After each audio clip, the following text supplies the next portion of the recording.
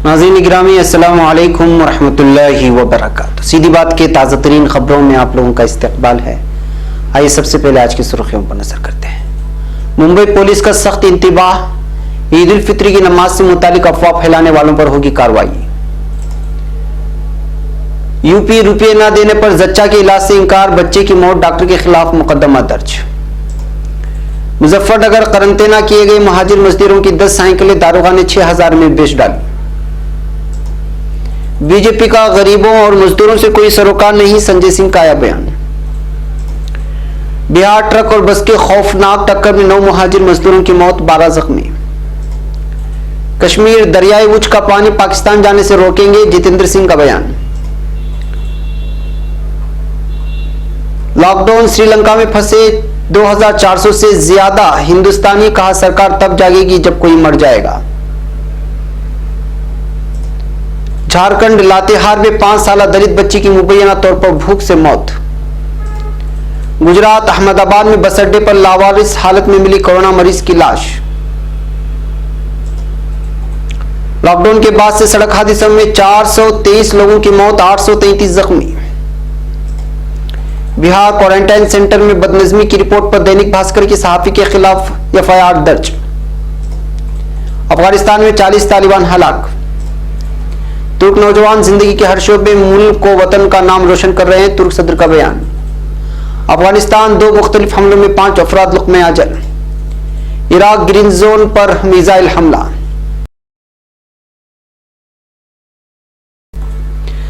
नाज़रीन गिरामी अस्सलामु अलैकुम वरहमतुल्लाहि वबरकातुहू। सीधी बात के ताज़ा तरीन खबरों में आप लोगों का इस्तकबाल है। नाज़रीन मैं अंसार अजीज नदवी आज की ताज़ा तरीन खबरें लेकर आप लोगों की खिदमत में हाजिर हूँ। तफसीलात में जाने से पहले मैं आप लोगों को इत्तला कर दूँ कि आज के दोनों प्राइम टाइम शाये हो चुके हैं, जिसमें अहम तरीन खबरों पर तबसरा किया गया है। दोनों प्राइम टाइम में अहम तरीन वीडियोस भी दिखाए गए हैं, जिसको देखना और दूसरों तक फैलाना ज़रूरी है। लिहाजा जिन लोगों ने नहीं देखा, देखें, जाएं, दूसरों तक पहुंचाने की कोशिश करें, इदारे को मजबूत करें। वैसे नाज़रीन आज की पहली खबर है मुंबई से। मुंबई शहर में ईद उल फित्र की नमाज को लेकर सोशल मीडिया पर गुमराहकुन पैगाम और नमाज ईद की इजाज़त का मुतालबा मुल्क में जोर पकड़ने के बाद पुलिस ने अब ऐसे गुमराहकुन पैगाम पर नजर रखने के साथ इश्तियाल अंगेज पोस्ट हज़फ करने के साथ अफवाह फैलाने वालों के खिलाफ कार्रवाई का भी इंतबाह दिया है। इसलिए ईद की नमाज से मुतालिक अफवाह फैलाने से मुसलमान गुरेज करें और किसी के दामे फरेब में न आए, क्योंकि लॉकडाउन बदस्तूर जारी है और उसके खिलाफ वर्जी पर मजबूरन पुलिस को कार्रवाई भी करनी होगी। इस तरह की अपील आज मुंबई की पुलिस कमिश्नर परमबीर सिंह ने मुंबई के मुसलमानों से की है।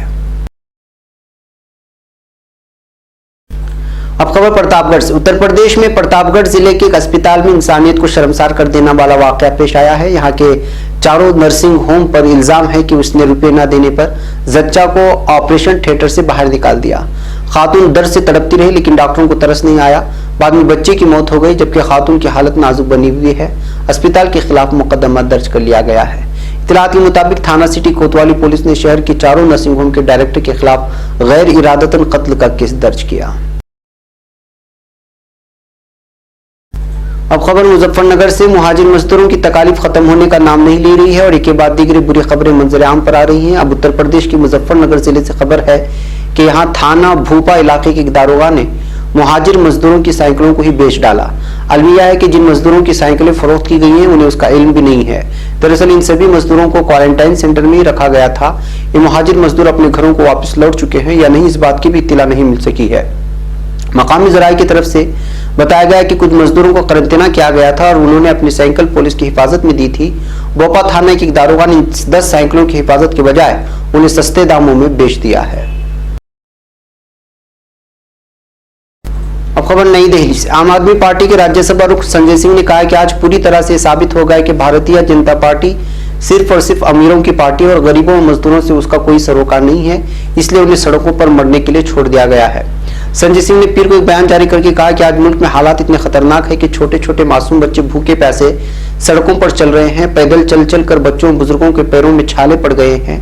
छोटे छोटे बच्चे थककर चूर होकर सूटकेस पर सो रहे हैं और उनकी माँ सूटकेस घसीटते हुए सड़कों पर चली जा रही है। संजय सिंह ने कहा कि चारों तरफ इतनी भयानक सूरत हाल है और बीजेपी धृतराष्ट्र की इस तरह आंख पर पट्टी बांध कर बैठी हुई है। मरकज में बैठी बीजेपी की हुकूमत को गरीबों, मजदूरों, मुल्क के आखिरी शख्स का दर्द नजर नहीं आ रहा। इससे साफ वाज़ेह हो जाता है कि बीजेपी सिर्फ और सिर्फ अमीरों की पार्टी है, गरीब आवाम से उसका कोई लेना देना नहीं है। अब खबर बिहार से। बिहार के भागलपुर में मजदूरों को ले जा रहा एक ट्रक NH-31 नौगछिया में हादसे का शिकार हो गया। नौगछिया के सर्कल अफसर मुकेश कुमार ने इस हादसे के ताल्लुक से बताया कि बस और ट्रक के दरमियान टक्कर होने से ट्रक पलट गया और इस खौफनाक हादसे में 9 मजदूरों की मौत हो गई है। खबरों के मुताबिक कम से कम 1 दर्जन महाजिर मजदूर इस हादसे में जख्मी भी हुए हैं और मजदूरों के आधार कार्ड के मुताबिक ये लोग चंपारण के रहने वाले थे।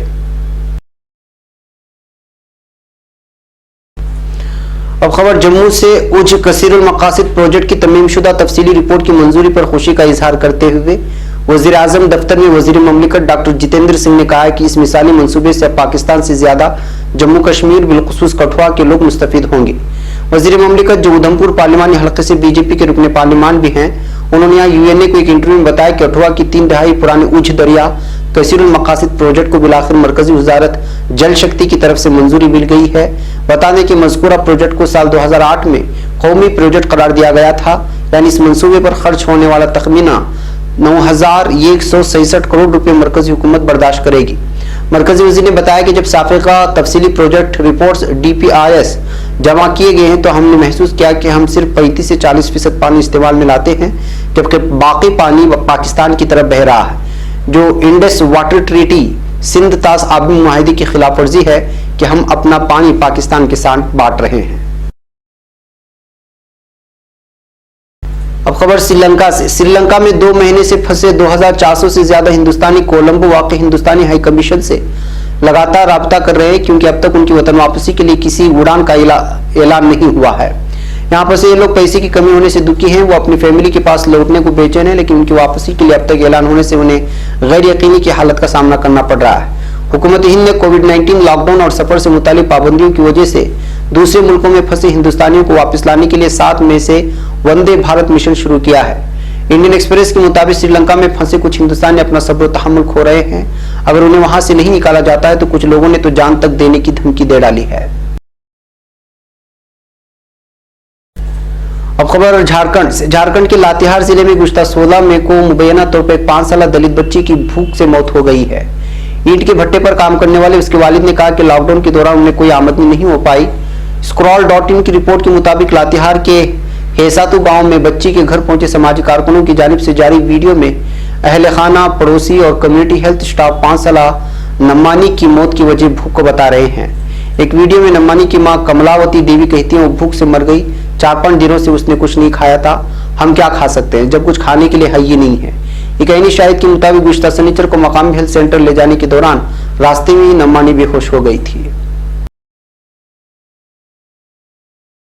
अब खबर गुजरात से। गुजरात के अहमदाबाद वाक़े वाणी लिमिटेड इलाके में एक कोविड-19 मरीज की लाश लावारिस हालत में एक बस अड्डे पर मिली।